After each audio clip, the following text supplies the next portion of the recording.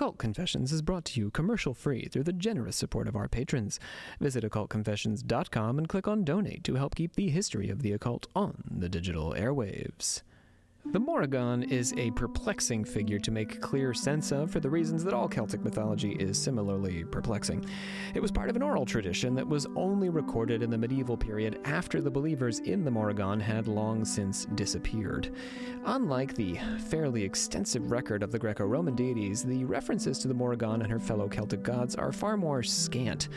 The fact that Celtic deities were often triple-natured and that their aspects could take on or subsume different names further complicates the project of pinning down exactly who the Morrigan was, to the members of her cult, that is. But we're going to see how far we can go, as we like to do, in identifying the lore associated with the Morrigan and what we can properly say about the goddess.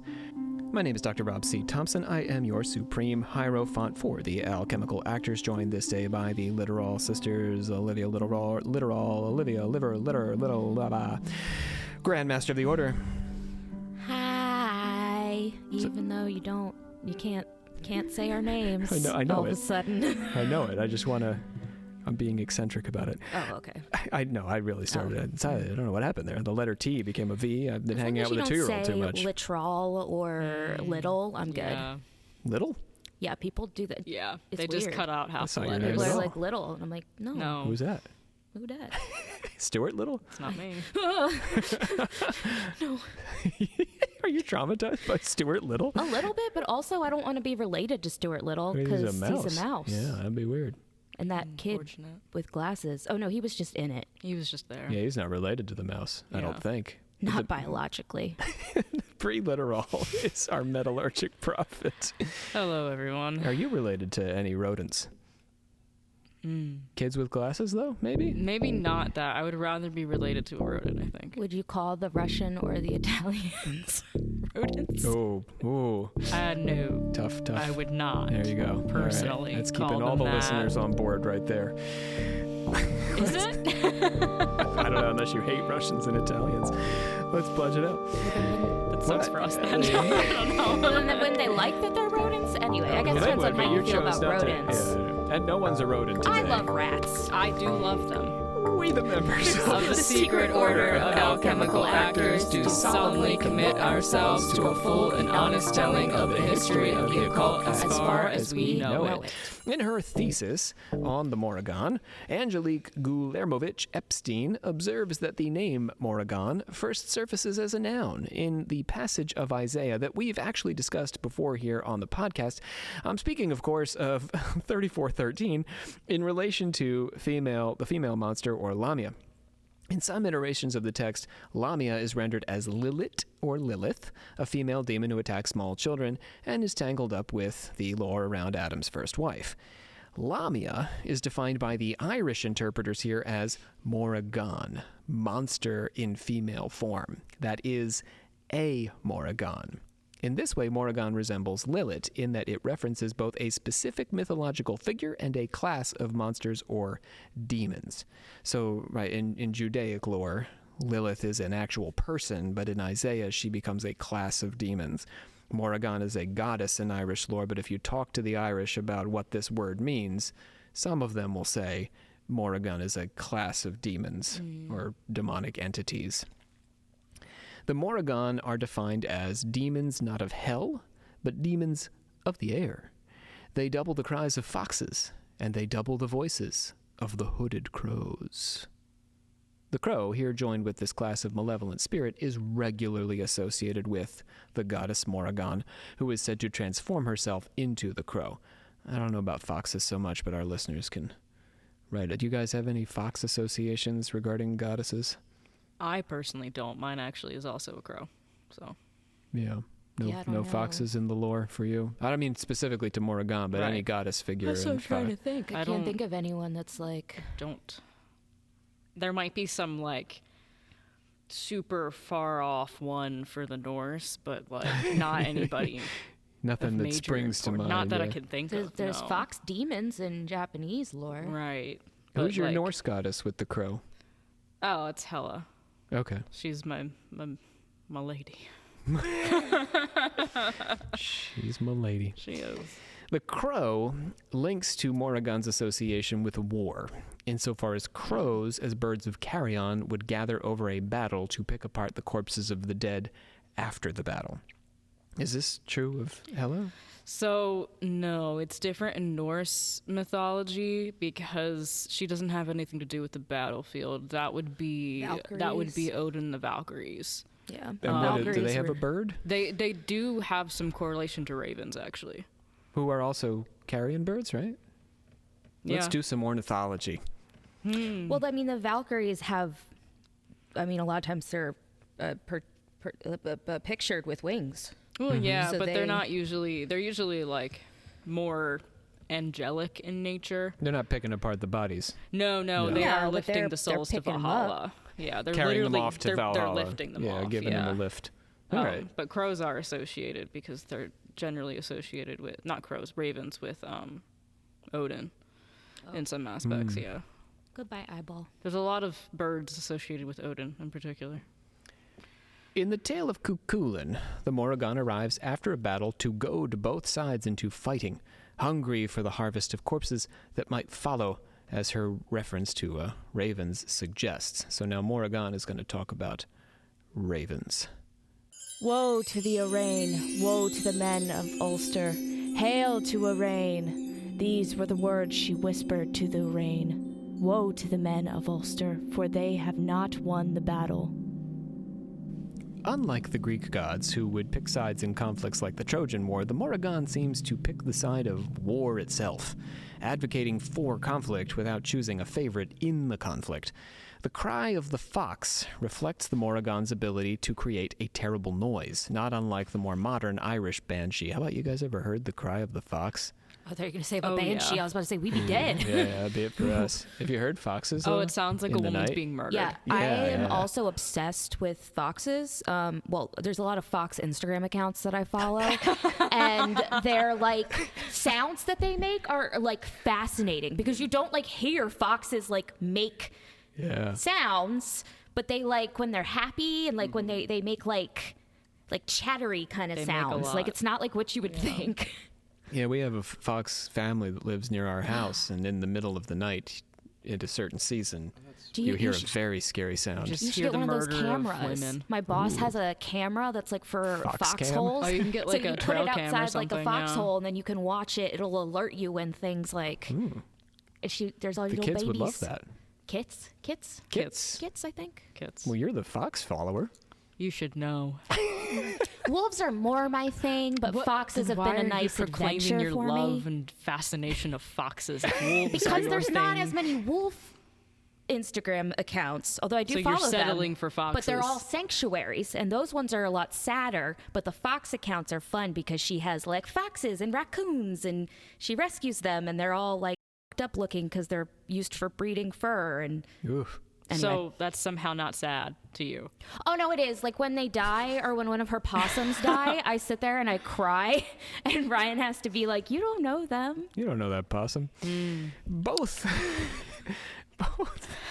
What I'm talking about here is the cry of the goddess and the picking of both sides in the war. These have come to pair up with their own name or distinct deity, which may or may not be an aspect of the Morrigan.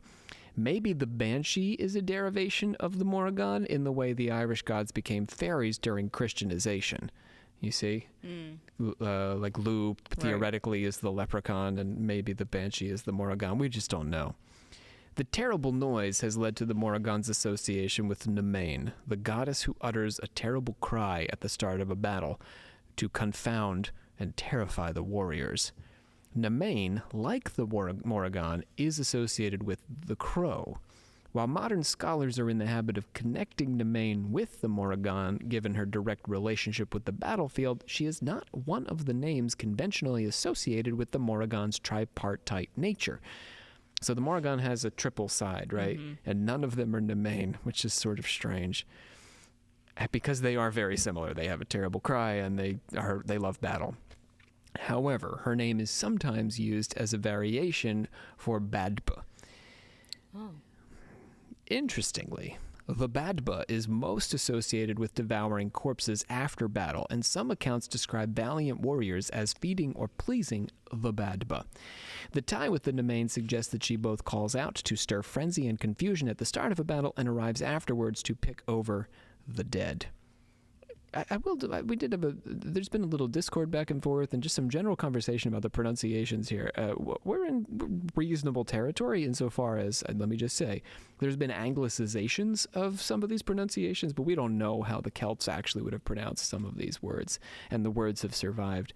So Medba, for example, is another character we talked about in our Cuchulainn episode, and Medba has been anglicized as Maeve, but anyway. Oh, is that where the name comes from? Maeve? Yeah. In theory, I think, the Shakespeare and all that. And it makes it a lot more interesting. Yeah, it adds something to it. Because it just sounds like an old lady name. She's Celtic warrior, not goddess, but a Celtic warrior hero. In triplicate, so let's talk about the three names of the Morrigan. She is regarded as the Macha, or crows. You know these guys? Yeah, Bree? so before I actually found my way to the Norse gods, she was a big look at for me, the Morrigan. She is the whatever the hell she is. And so I do know a bit of it. I don't remember a lot of it because this was mine 2 years ago. But yeah. So the Macha sounds familiar, the crows. They are the three daughters of Ernmas. Ernmas is the mother goddess in Irish tradition who gave birth to 3 trinities of children. Let's go through them. Keep count for me. The goddesses Erin, Banba, and Fotia. Those are, sort of like your, I don't know, good ones. I don't want to say we're not good and bad, but those are your, very goddessy the more figures. Positively affiliated. The light Irish nationalist kind of. Yeah. Then there's the war goddesses, who are Morrigan, Macha, and Badba. And then there's the boys, Glan, Gnim, and Cusker. Morrigan, Macha, and Badba are 3 daughters, but they are also one daughter with 3 aspects, the tripartite Morrigan. Just like Banba and Fotia could be other aspects of Erin, who is, I think, the more, like we've all heard, Erin. We've met a few Erins in our day. Who doesn't know an Erin? Morrigan's association with the Macha as sisters, or as another variant of a tripartite godhead, is interesting because Macha is the name of the woman responsible for the debility of the men of Ulster. I told this tale in our first Druid episode in relation to Cuchulainn. Let's see if you can remember this. A woman showed up at an Ulsterman's house one day and started performing the duties of a wife, and so he married her. So this woman just showed up, right? Okay, that's one way to get employed. Yeah. Or married. Just show up and start doing the job. Start doing the job. You're like, whoa, this is awesome. I'm marrying you. But then this guy, he bet the king that she could outrun the king's horses. Oh, did she agree to that? She did not. Okay. And she was 9 months pregnant at the time. Oh, so she really didn't agree. Not a happy camper. So she arrived. She did outrun the horses before giving birth. Damn right. She then cursed the men of Ulster to go through days of labor pains at the onset of any battle. I know that's right. Giving forth a terrible scream as she gave birth, and then she died. Yeah. And that is woman That in is a Macha. nutshell. That is woman in a nutshell. She outruns a horse, gives birth, curses a bunch of men, and dies. I mean, you ladies, you order it however you like. You don't have to do it in that order. It's funny because at work I have something that I put in things called maca root, and it's an energizing root. It gives you energy. So it's a plant of some kind. Yeah, I think it's supposed to be like a type of turnip root that they make into a powder, but it's like an energy source. So it's kind of funny. Interesting. Maca. I think, because you can outrun a horse. You can outrun a horse. That's how they should advertise it. While Macha is portrayed as mortal, she also arrives mysteriously and performs a great act of magic by cursing all of the men that resonates across the Ulster cycle. So in the Ulster cycle, every time they go to battle, the Ulster cycle makes it's a narrative point that the men can't actually go to battle because they have to lay around for a few days going through labor pains. So they have to wait. And there's heroes that are not men of Ulster who then have to step in to help them wage the battle because they're all waiting for their labor pains to pass. Oh, but women can't run countries and can't do war and blah, blah, blah. They can in the Celtic world. As if only. As Epstein points out, it's taken us all this time to get back to the ancient Celts. Yeah. Honestly. You know. You know. Sometimes They it were takes waiting. 2,000 years. They're waiting. Yeah. They were always waiting know for we'll us. come back. As Epstein points out, the fact that the curse impacts soldiers specifically and the narrative feature of the Maka's terrible cry is significant to the tale connects her personally up with the Morrigan, despite her seeming mortality. So she does die, but she curses soldiers, which is, she's focused on war, and she utters a terrible cry before she dies. So those are very Morrigan-like features. So the theory there is potentially this Maka is really the Morrigan, but she, came to Earth and did this feat. Right. She outran a horse, after all. So, Pregnant. What a goddess. Okay. Let's move on to the Morrigan's fight with the Fomorians. You guys know about these Fomorians? Nope. Tough dudes. You say Fomorians? Fomorians. Fomorians. Fomorians. Oh, I hope they didn't have FOMO. Well, we'll see. The Morrigan plays a role in what amounts to the Irish origin stories of the gods, or the Tuatha De Danann, specifically their conflict with another godlike tribe, the Fomorians. This war is more than a little like the fight between the Titans and the Greek Olympians. Their second and climactic conflict takes place after the Tuatha De Danann admit Lu, the great deity of arts and sciences, into their order. After much conferencing and planning for battle and summoning of druids and gathering of weapons, the Morrigan is sent to awaken Lu for the battle. Undertake the battle of overthrowing. Lu, awake! After Lu is summoned to battle, the Morrigan meets the Dagda, god of druidry, and also fertility, and also agriculture, and also strength, and also magic. He's carrying a lot of weight there, the Dagda.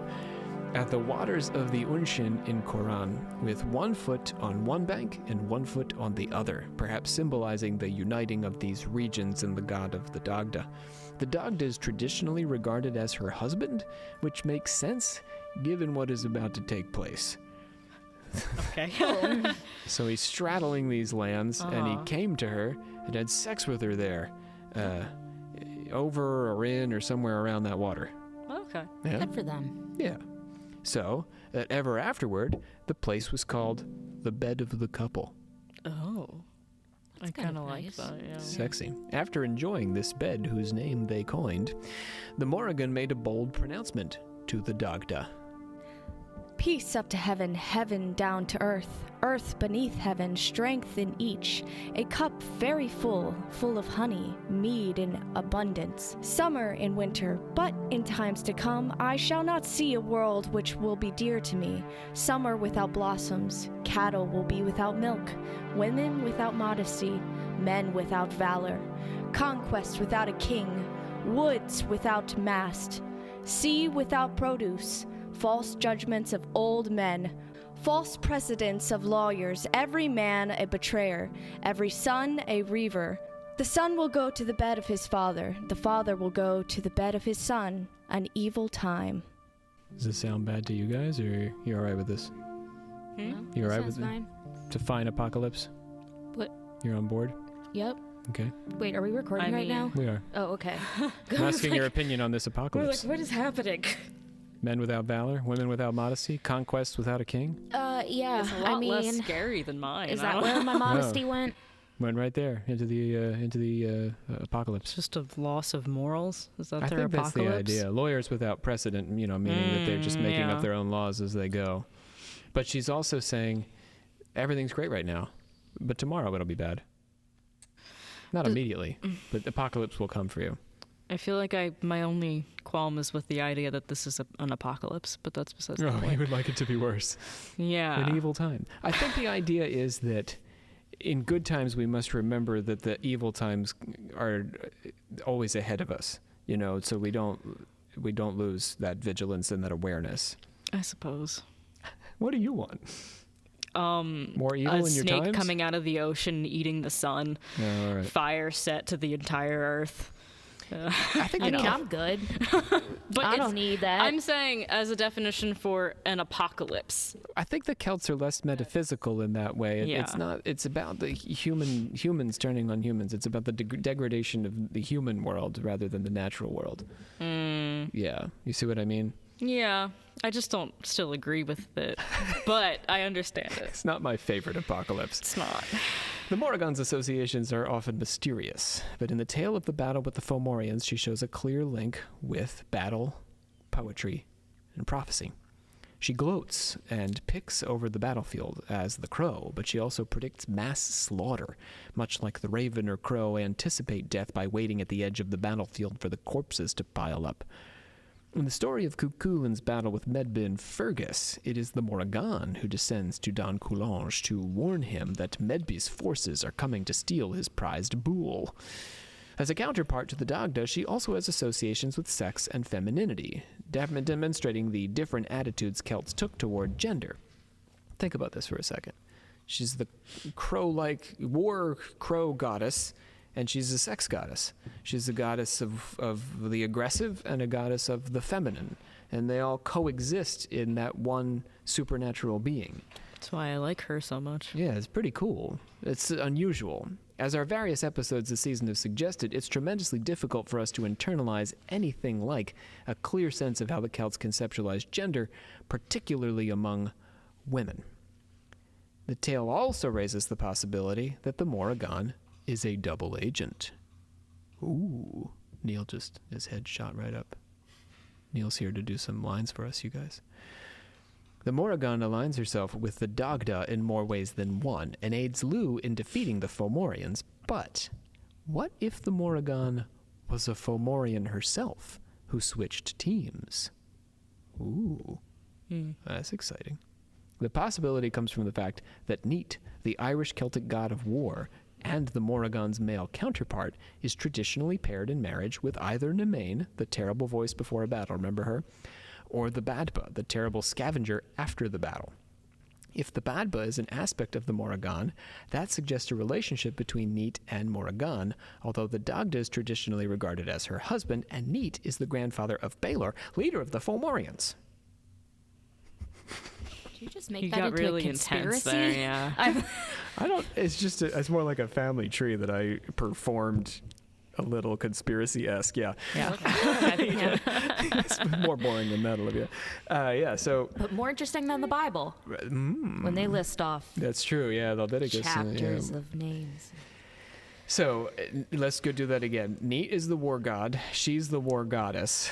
Neat is the grandfather of the leader of the Fomorians. So there's a family relationship between the war god and the Fomorians, who, if they pair him up with the Morrigan as the war goddess, she's on Fomorian side, but then she changes teams when she pairs up with the Dagda. So shouldn't the teams just become friends? If only. Okay. I think traditionally the idea is about, I mean, some have regarded the battle between the Fomorians and the Tuatha as the replacement of some sort of very ancient indigenous Irish group by the Irish who moved in and became the Irish we know today. Yeah. And Neat is, what was it? But relationships aren't predictive of allegiances in the battle between the gods. Baelor commands the Fomorian forces, but he is killed by his own grandson Lugh, the leader of the Tuatha De Danann. So we also need to just take that as a little caveat. Yes, my conspiracy theory was fun, but just because you're related doesn't mean you're on the team. So maybe Neat isn't actually on the Fomorian team. So he could be paired with Morrigan, and Morrigan and Neat are both on the Tuatha to Danann side. All right. That's that. That was fun. Let's move on to the Cuchulain story. In the midst of answering various champions sent by Medbun Fergus, Cuchulain meets the Morrigan. She arrives just after Cuchulain defeats the only champion he does not kill, the brother of Fergus, who he promised Fergus not to kill, and so Cuchulain literally squeezed the shit out of the man and then sent him on his way. This is true. He promised not to kill this guy, so he squeezed him until he shat all of his shat out of himself. And then said, okay, you can go now. I mean, For why? He didn't like him. He But defeated he did him a favor. He just cleansed him out. Oh, well, yeah, maybe yeah, I he's was about to doing say, a little... just relieved him of all of This is his like troubles. some holistic shit going on here now. I don't While know. I've got you, I might as well just do you a little service. The Morrigan rode up and identified herself as the daughter of Buon the king. She said she had sought him out after hearing stories of his fame and wanted to marry him.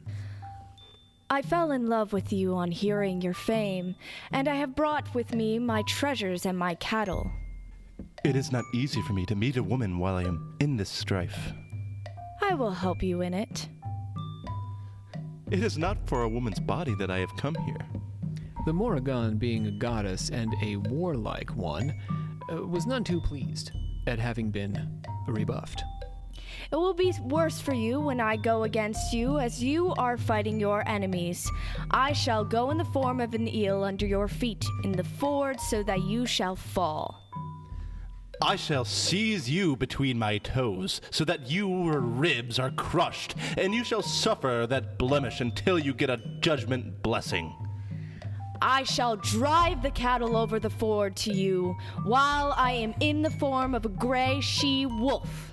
I shall shoot a pebble at you from my sling and smash your eye in your head, and you shall suffer from that blemish until you get a judgment blessing.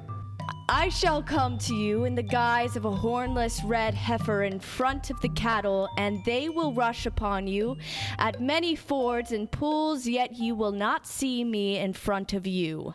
I shall cast a stone at you, so that your legs will break under you, and you shall suffer thus until you get a judgment blessing. I mean, that was like kind of hot. It was like some Like flirtation that back going and on, forth? right? No? Yeah, that was pretty flirty. I don't know. I thought so. Something was going on between I them. would have killed him. Just right then and there. Yeah. Yeah, not messing around No with chances. eels and stuff. I mean, I might But then do it you in one wouldn't of get to those. turn into a gray she-wolf. Yeah, that'd be fun. Oh, I would do that and then kill him. Step 1, step 2. Yeah. I see. Kill him Yeah. as what? Probably the wolf. The wolf, but the bull you could Yeah, that would be fun. Yeah. And just stomp him to death. gore him. I said hornless, though. Oh, that's true. But you're red. I don't could know how that stomp. helps. Red and hornless did make me for a second go, what? Did it? Yeah. What kind of a bull? That's not Ferdinand. The single combat persisted, and Fergus and Medba sent man after man to his death at the hands of Cuchulainn. One of these champions of Medba was Long, brother of Loch, and when Loch saw his brother's body returned on a stretcher, he vowed revenge, and the day came for Loch to go against Cuchulainn, and on that day the Morrigan fulfilled her dark promise, and wound herself around the hero's leg as an eel, and drove the cattle toward him as a she-wolf, and came in the guise of a heifer, a red one, without horns. And Cuchulainn met her as he promised, seizing and shooting and smashing, and the Morrigan was injured, as he said she would be, and Cuchulainn stabbed Loch through the anus. See, I told you it was getting sexy. I told you. I knew something was going to happen. I write these things, and then I forget they're there, and they find me later. But he did. He stabbed him through the anus. Yeah, that's a rough one. He got stabbed in the ass. Like through? Are we talking like up through or I'm going to say up. I mean, it Yeah. doesn't specify. How else are you going to stab the anus? gotta pike him? Well, then that means that he was in the perfect position. It wasn't just like Yeah, he a must come have up from been. behind. Yeah. And like, yeah, it's like Yeah. a planned, like you have to. Yep. Evangeline's looking at me like, Yeah, no, it's... come on, crack He right must now. have been bent over at the time, is what you're suggesting. Yeah, yes. Yes. Although I do not think that he, while being bent over, understood what was to come. No, No, he- I'm sure not, but everyone was surprised then. But the way you're expressing this in this No, I'm idea just is a saying little bit too that happy this about couldn't- it, and it makes it seem like you're saying they both planned it. no, this wasn't that sexy. This was like, Then maybe be a little bit less happy about it. And then 5 men violated the terms of the combat and attacked the hero at once, but he defeated them all, and afterward he was sore and weary. Wait, was he the one that had the stake up No, the no, ass? no, no. okay. He he did the stabbing. And then, He was sore. and then I thought he defeated them with the stake up his ass and then was sore and weary afterwards. Okay. The Morrigan appeared again in the form of an old crone with one eye, and she was milking a cow with 3 teats. Cuchulainn approached her, and she offered him a drink from 1 teat. He accepted it and blessed her, and her head was healed. She gave milk from the 2nd teat, and he blessed her again, and her eye was healed, and with the 3rd teat, her leg was healed. But you said that I would never get healing from you. Had I known it was you, I would have never offered my blessing. The Morrigan and Cuchulainn were often at odds, sort of like Heracles and Hera, but with more of a sense of humor. One day, Cuchulainn heard a strange noise and ran out of his house without his clothing or weapons, which his wife had to bring, running after him. He discovered a red woman in a chariot and a man driving a cow beside her. The man had no right to the cow, and since Cuchulainn had the job of protecting the cows of Ulster, he confronted the man. They exchanged verbal bards as Cuchulainn attempted to learn their name until Cuchulainn got bored with the talk and jumped on the woman's shoulders. He demanded a poem of her, which she gave him, and the woman, man, and chariot suddenly vanished, leaving only a black bird behind. He said, "If I had known it was you, we would not have parted like this." Whatever you have done, misfortune will come from it. You cannot harm me. I am guarding your death, and I will guard it. In at least one version of the Cuchulainn tale, the Morrigan appears again at the end of his life as an old woman and as a crow. Cuchulainn sees her prophesying his death by appearing as an old woman washing blood off of his armor on his way to his final battle. Then, when he stands himself upright beside the water's edge to die on his feet, none believe that he is dead until the crow lands on his shoulder.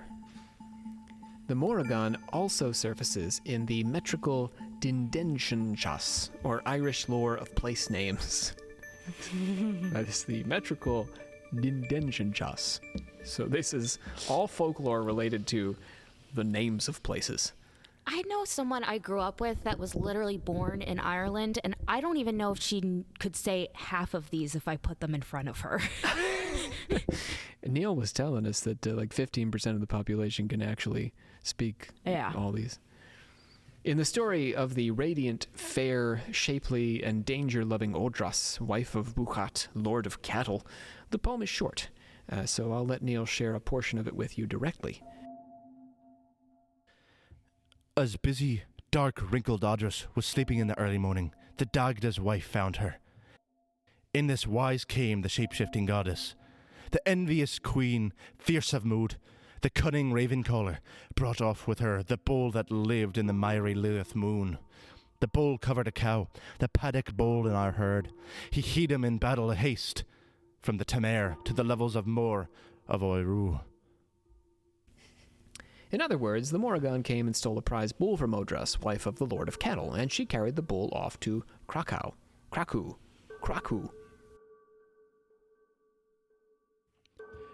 Odras came to despoil her by arms to an issue that was not lawful, with her stark, ill-fated henchman, who fell at Kulkata.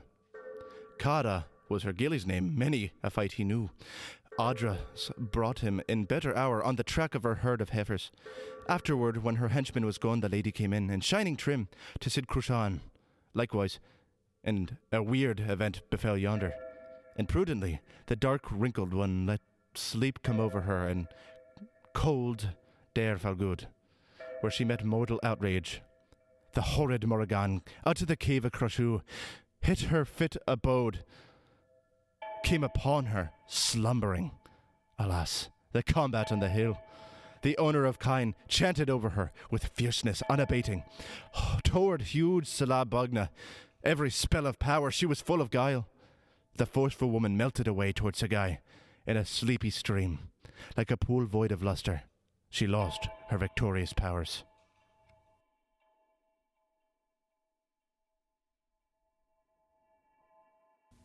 Odras's henchman was off doing something other than guarding his lady, and she fell asleep. While she was sleeping, the Morrigan crept over her and whispered a chant that transformed her into a pool of water, giving her name to the river Odras. Because remember, this is the book of the lore of place names, so all the stories end with the name of some place. So I take back the whole Bible thing earlier now because I just feel like we're there now, This basically. is no longer fun. There is consistency in the Morrigan's lore here. She is described as the wife of Dagda and a shapeshifter, but whereas in the earlier tales the Morrigan engaged in violence directly, or at least threatened to, here she avoids direct combat with Odras and simply transforms her with a spell. To bring it all on home, the Morrigan is many things, to such a degree that I'm more comfortable talking about the things she is than trying to identify the things she is not.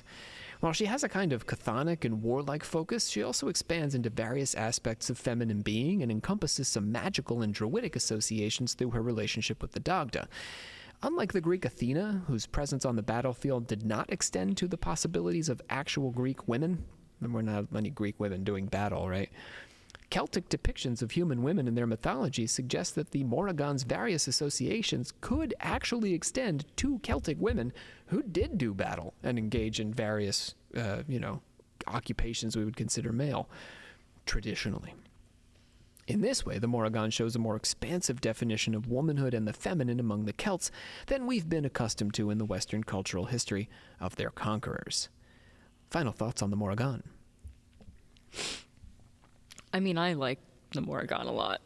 Do I agree with the apocalypse you described? No. I can't get over the apocalypse. But I do like her a lot, and there are a few parallels, just like there always is when it comes to the stories and the lore of things, especially with, the aspects of being a shapeshifter and all that stuff. It ties into other related things from other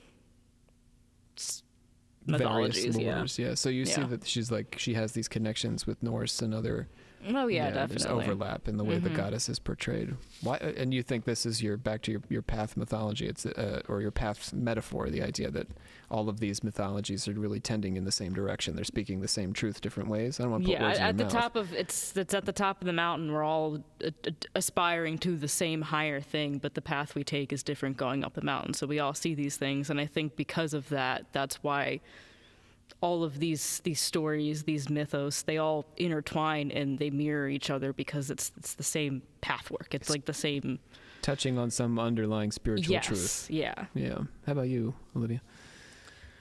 Well, the one thought that I had this whole time was just me being me. I want to know why crow specifically. Like, why not a vulture? Why not and I wonder if it is just because of relating to other Maybe gods and Ireland. goddesses with the same thing, so they just get crow put in there too. I mean, I get, I think it also might have to do a lot with the concept of crows and ravens being more dignified to their carry-on parts and having an intelligence to them.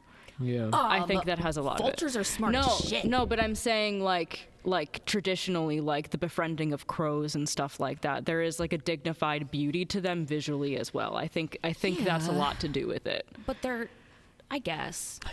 Olivia like, I'm would just like saying. a vulture I guess goddess. like vulture to me is more of like death, rebirth, picking up the pieces, and it just sounds a lot more like whatever. Yeah. My other thought was going to be that I literally found out about the Morrigan through a comic book. This is how I first found out about her growing up, was a comic book. Interesting. Yeah, it was like a comic book where like all these different gods and goddesses would get like reborn into actual people that would only live for 13 years before they died, and it would happen again. And the Morrigan was like she was like an underground rock singer, like so she would have these like secret like concerts that you either like found out or you didn't, and she had like 3 different personalities. And the tripartite nature. So there was like one that was like super like war driven, and then there was the one that kind of cool. Interesting. All right, I hereby adjourn and declare closed this meeting of the Secret Order of Alchemical Actors until such a time as we get together and do it again. We had the Literal sisters here with us today. Olivia Literal, our Grand Master of the Order. Bye. Bree Literal. Bye, everybody. And we want to thank our voice actors today, Evangeline Olsen and Neil Sigmund. Join us next time on Occult Confessions. We got a couple of interviews coming up for you.